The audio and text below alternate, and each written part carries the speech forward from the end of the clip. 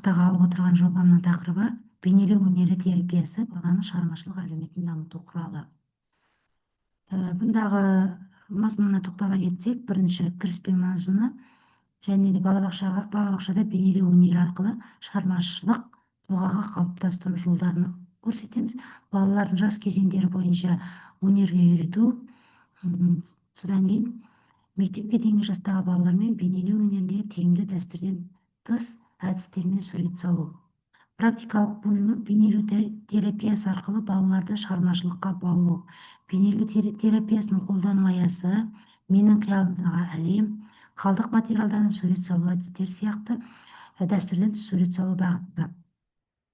Бұндағы кіріспеге тоқтала кетсек, тәрбие мен білімнің алғашқы дәні мектепке дейінгі тәрбие ошағында беріледі.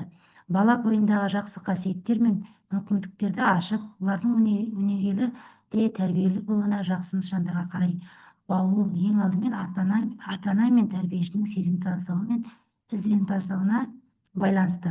Сол тәрбиенің бір саласы бейнелеу оқу іс-әрекетінде балаларға эстетикалық тәрбие беру арқылы әсемдікке баулу. Мектепке дейінгі кезеңде шығармашылық қабілеттің дамуы мектеп жасына дейінгі балаларда бейнелеу өнерінде пішін және бояуды сәйкестендірудің басқа жолын іздеу болып табылады. Көркемдік шығармашылық әрекет баланы көңілсіз жағдайдан шығарып, жүйкеге түскен салмақты түсіріп, эмоционалды көңіл-күй туғызады. Балалар бақшасындағы бейнелеу өнерінің түрі мектеп жасына дейінгі балалардың ең эмоционалды қызықты әрекет түрі. Әртүрлі көркем жабдықтарды бейнелеу техникасын қолдау балалардың мүмкіндіктерін кеңейтіп, қиялын, шығармашылық қабілетін дамытады. Қолдарына берілген түсті қарандаштар, фломастерлер, аквариум бояулар мен шимайлап суреттеген бала шақтық сезімді болады. Әдістемелік тақырыптың мақсаты мектеп жасына дейінгі балалардың жеке ерекшеліктері мен қажеттіліктерін ескере отырып, дәстүрден тыс тәсілдерді қолдану арқылы сурет салу техникасын үйретіп, зерттеушілік қабілеттерін көркем эстетикалық тағамдарын дамыту, шығармашылыққа деген қызығушылықтарын арттыру.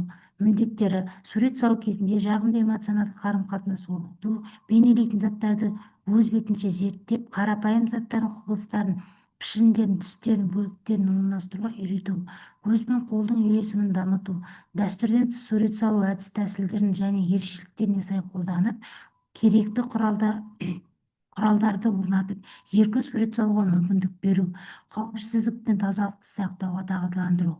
Бұл жерде күтілетін нәтиже балалардың сурет салуға қызығушылықтарын арттыру, саусақ бұлшықеттер жаттығады, табиғи материалдарды қолдануға үйренеді, эстетика талғам дамиды, ой өрісін кеңейтеді, композиция жасауды, заттарды қағаз парағына орналастыруды үйренеді, түске байланысты бояулардың әдемі үйлесуін табу, әртүрлі қолжетімді заттар мен бояуларды қолданып, сурет салудың алуан түрлі тәсілдерін қолданып, дағдыларын қалыптасады.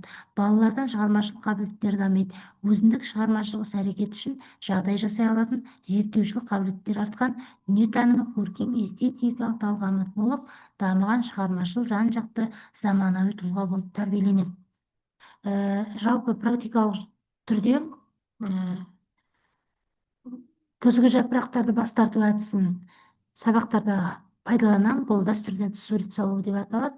Бұл қарапайым сырттағы жапырақты алып келіп, оны гуашты пайдаланып тұрып бояп, соны арнайы талдың суретін бірінші алдымен балаларға боятып алып, ағаштың дәнегін, содан кейін осы жапырақтарды күзгі сары түске бояй отырып, бастыру әдісі арқылы балалар күзгі жапырақтарды пайдалана отырып, керемет күзгі тал бейнесін жасап шықты.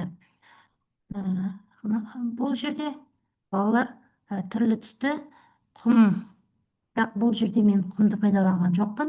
Бұл жерде арнайы қант ұнтағы, соны әртүрлі түсті негізгі жаңағы жасыл, сары, қызыл, көк түстерге бояп алдым.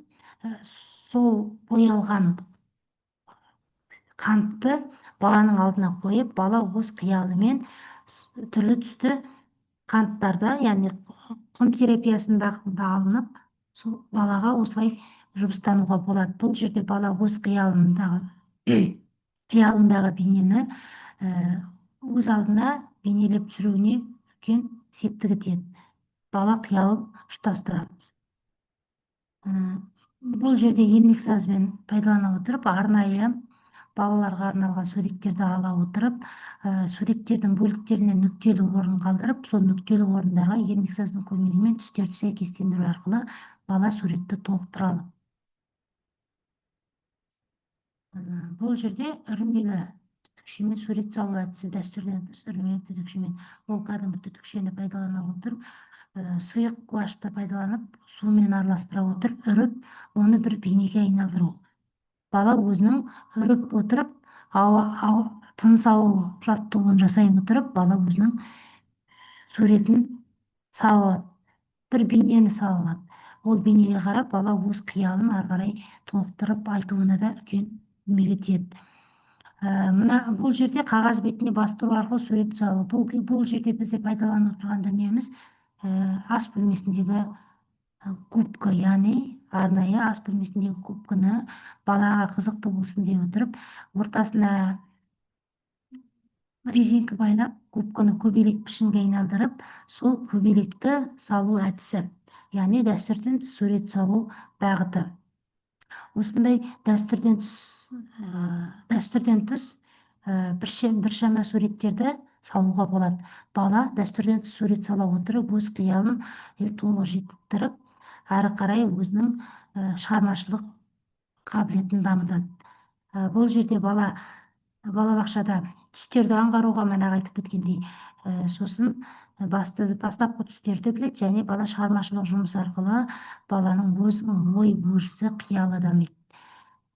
Мендегі бастапқы мақсат осы баланың ойын өрісін ары қарай жетілдіру. Назарларыңызға көп рахмет.